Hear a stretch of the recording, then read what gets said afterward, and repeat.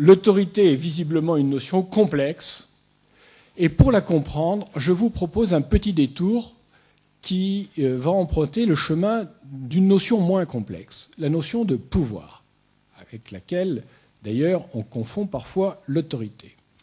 Le pouvoir, c'est plus simple à définir. Le pouvoir, c'est tout simplement une relation inégalitaire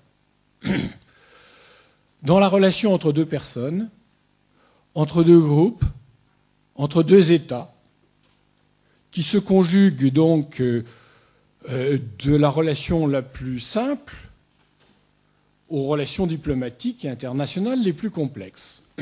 On pourrait dire que le pouvoir est partout. La relation de pouvoir, elle structure l'ensemble des relations. Le pouvoir, Foucault le définit comme une action sur l'action. Ou encore, à un autre moment, dit-il, la capacité de conduire les conduites des autres. Lorsque j'ai du pouvoir, effectivement, je ne fais pas, je fais faire. Et en même temps que faisant faire, je fais.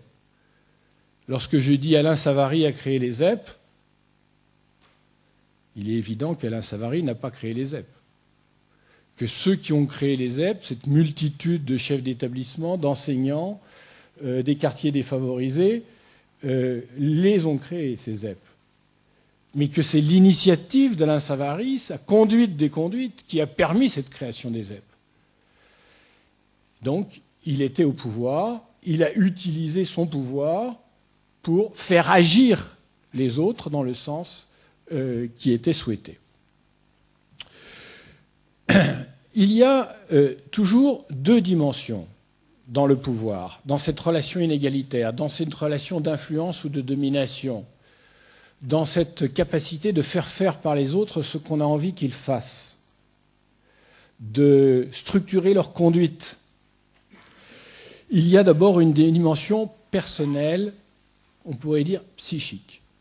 Et puis il y a une dimension, on verra ensuite, collective et sociale. Mais la première est première. Elle constitue le soubassement de l'autre. Il y a d'abord, dans la question du pouvoir, l'amour du pouvoir. Il y a le désir du pouvoir. Et il y a le plaisir à l'exercer.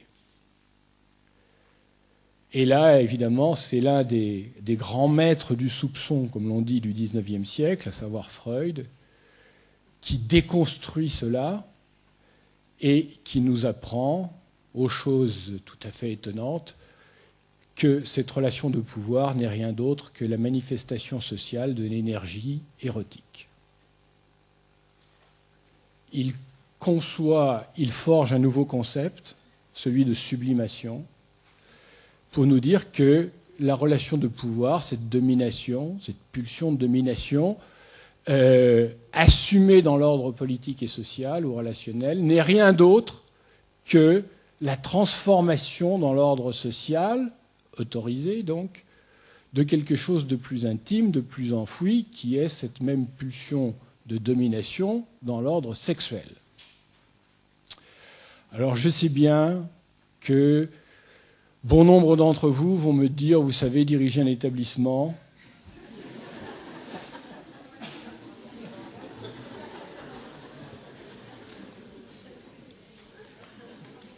mais c'est précisément là que Freud intervient avec la sublimation, évidemment.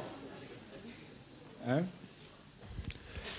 Et puis en même temps, il suffit de regarder nos hommes de pouvoir pour voir qu'ils ont du mal à sublimer complètement.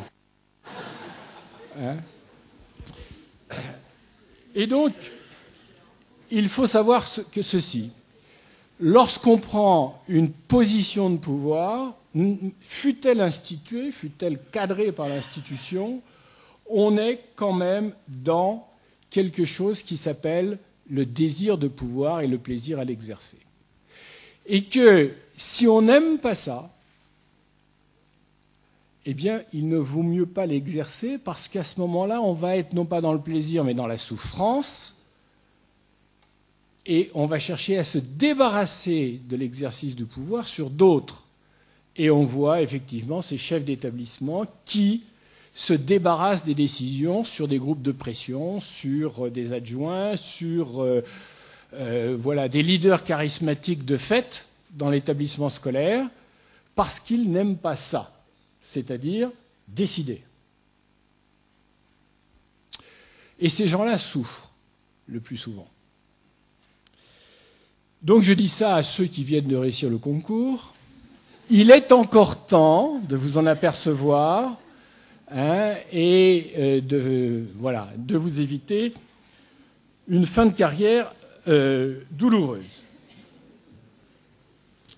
Mais évidemment, cette pulsion sublimée qui existe là au départ, qui fait que j'ai envie d'exercer le pouvoir et que je prends du plaisir à l'exercer, elle ne peut s'exercer que dans la société, dans un cadre social, dans un cadre politique institué, dans du relationnel, dans du politique. Et donc c'est forcément la seconde dimension qui nous intéresse, à savoir la dimension sociale, collective de l'exercice du pouvoir. Mais il ne faut quand même pas oublier la première dimension qui reste toujours là. Et dans cette dimension sociale, évidemment, d'abord, il y a les règles. Cette fois-ci, on n'est plus dans le domaine, pour reprendre la topique freudienne, du ça, du domaine des pulsions, le domaine du surmoi. Mon activité, mon envie, mon désir, mon plaisir est cadré. Et notamment par les règles que j'ai reçues dans l'éducation, par les règles de l'institution. Il y a un surmoi personnel, mon éducation morale notamment, puis il y a un surmoi institutionnel, les règles de l'institution. En tant que chef d'établissement, j'ai le pouvoir, mais je ne peux pas faire ce que je veux. D'où, pour Freud toujours, la troisième partie de la topique, le moi, cet équilibre que chacun trouve entre son ça et son surmoi. Donc, j'en reviens à l'exercice social du pouvoir, le point de vue de l'autre, le surmoi bien sûr, mais le point de vue de l'autre, et cette fois-ci, dans ce jeu collectif et institutionnel, il y a deux manières d'exercer le pouvoir. Et j'en arrive à l'autorité. Il y a la force et il y a l'autorité. Le pouvoir s'exerce toujours, d'une manière ou d'une autre, selon ces deux modes-là, la force ou l'autorité, ou une combinaison des deux. Alors, quelle est la différence entre la force et l'autorité dans l'exercice du pouvoir? Lorsque j'utilise la force, fût-elle contenue, c'est-à-dire la menace, fût-elle dissimulée, la ruse, celui qui subit cette forme de pouvoir n'aime pas ça. Il la trouve, même s'il ne le dit pas, illégitime, détestable. On n'aime pas être l'objet de violence, de brutalité, on n'aime pas être l'objet de menaces. On n'aime pas quelqu'un qui dissimule ses objectifs et qui ruse. Personne n'aime ça, même si parfois on s'en accommode, notamment pour des raisons de sécurité. Et puis, l'autre manière d'exercer le pouvoir, c'est l'autorité. C'est-à-dire, cette fois-ci, une forme d'exercice du pouvoir que l'autre accepte, qu'il trouve légitime, voire, comme je le disais tout à l'heure, qu'il aime. Et donc, on est ramené à la question suivante. La question de l'autorité revient à la question de la légitimité d'un pouvoir perçu par celui sur lequel il s'exerce. Pour avoir de l'autorité, il faut faire en sorte que celui sur lequel elle s'exerce trouve ce pouvoir légitime, l'accepte, voire l'aime.